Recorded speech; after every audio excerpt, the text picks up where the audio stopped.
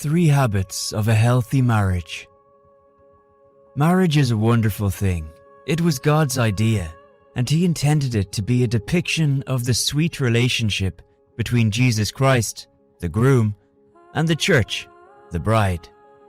It is God's will for us to have a beautiful marriage where Christ is the head. Although marriage is God's idea, that doesn't mean it is straightforward and effortless. Making your marriage work requires a combined, consistent, intentional effort from you and your partner. Even the best of marriages can improve. Before we even begin to look at 3 of the habits that create a wonderful Christian marriage, I would like to highlight the importance of commitment. Speaking with a good number of happy couples, you would discover that all of them are intentional about making their marriages work. Both the husband and the wife are intentional and committed to creating the best marriage. You have to make up your mind to bring the best out of your wedding and take the necessary steps to make it work. You can dream and imagine as much as you want. However, if you do not take deliberate steps towards making your marriage work, you won't have the kind of marriage you desire. There are habits that you have to build with your partner to make your marriage work out. We'll be discussing 3 here. Love. Love, love, love. Every marriage is built on love. In the absence of love, it is not easy to make anything work. When we talk about love, we do not mean a mere confession of love. No. While this is beautifully romantic, love goes beyond confession. Love has more to do with expression and doing acts of love, even when you don't feel like it. God didn't just sit in heaven screaming, "Man, I love you so." God took a step. He went out of His way to prove His love to us by sending Jesus. Let your partner know that you really care about them and that you will be there for them whenever they need you. Prove this in the little ways that you can, from covering up for them in the middle of their busy schedule to helping them with chores around the house. Speak words of affirmation and be the shoulder they can lean on when they are troubled. This strengthens your bond and deepens your intimacy. One of the reasons why many marriages lose their sweetness after some years is because the partners stop doing the things they used to do together while they courted. They just get carried away by the plethora of things they need to attend to. They get too used to each other, and rather than being lovers, they become roommates. Let me speak to the men for a moment. Ephesians 5, verse 25. Husbands, love your wives, even as Christ also loved the church and gave Himself for it. Husband, loving your wife is not a choice. It is not a choice, guys.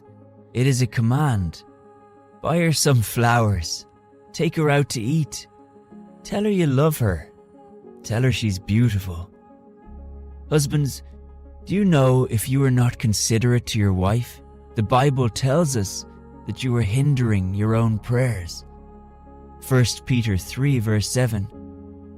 You husbands, in the same way, live with your wives in an understanding way. There the verse continues on to say that your prayers will not be hindered. Also, wives, love your husbands. Oh, but the spark is gone. Love them until it comes back. Go dating again from time to time. Send text messages in the middle of your tight schedule. Give up other less important things to be with your partner. Buy them gifts. Keep the love growing. The only reason why the bond between you and your partner will keep getting stronger as you age is your decision to remain deliberate about loving one another. Never get too used to your partner. Don't slide into that roommate status. In your speech and actions, let them know that they are the most important person in your life. Let them know they come second only to your relationship with the Lord. Do things together again. See a movie together. go shopping together. Prayer. The strength of a believer lies in his or her prayer life. The strength of a marriage lies in the prayer power of the partners involved. As much as it is essential to have your personal time with God, it is also necessary for you to pray together as a couple. Prayer strengthens your bond of love, friendship, and trust. Prayer puts you both in your most vulnerable state as you pour out your heart to your Maker. This makes you realize how much you need each other. Make daily prayer a habit as a couple, no matter how short. Praying together helps you recognize the personal challenges your partner may be facing and helps you both to fight it in the most effective way. You can take charge of the situations in your home as you agree in prayers. Also, prayer is a sure way to deal with or resolve conflict. As a couple, you will struggle to go before God if you two are on bad terms or in conflict. Making prayer a daily part of your life will cause both of you as a couple to resolve conflict.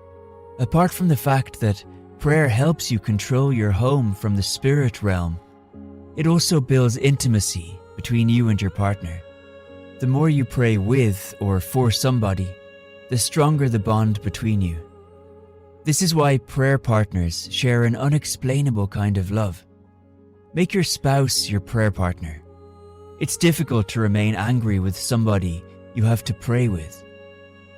Prayer helps you to quickly get over your clashes and trust God to help you live together as one. Most happy families take praying together seriously.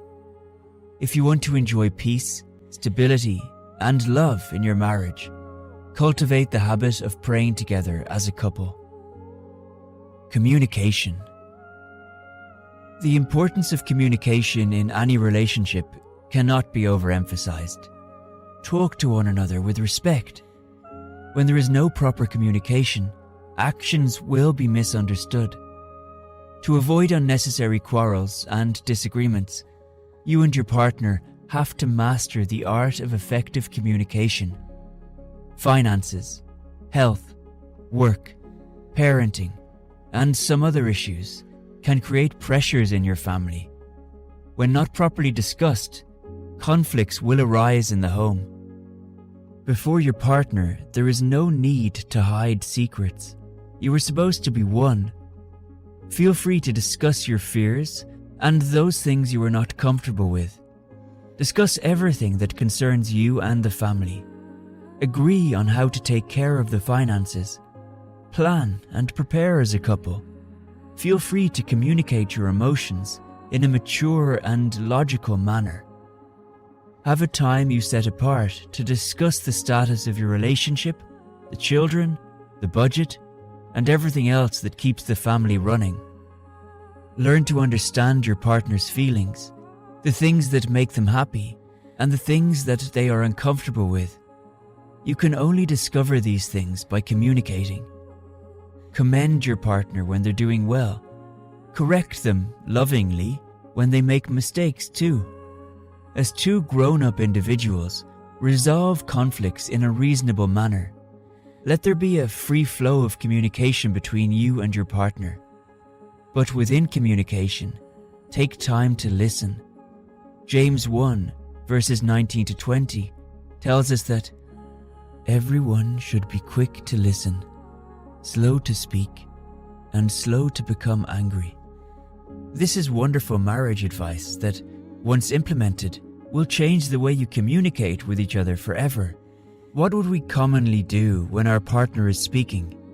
We wait for them to finish rather than actually listen to them. We are too busy thinking of a response rather than taking the time to listen. If, however, you can learn to listen without judging or waiting to jump in, communication in a Christian marriage can improve dramatically. You'll learn so much about your partner and their hopes, dreams, aspirations, fears, and feelings. You can have a blissful marriage, the kind your children will pray for. You can have a home you always look forward to going back to. You can have a healthy marriage. you can have that marriage you desire. All you need to do is develop the right habits.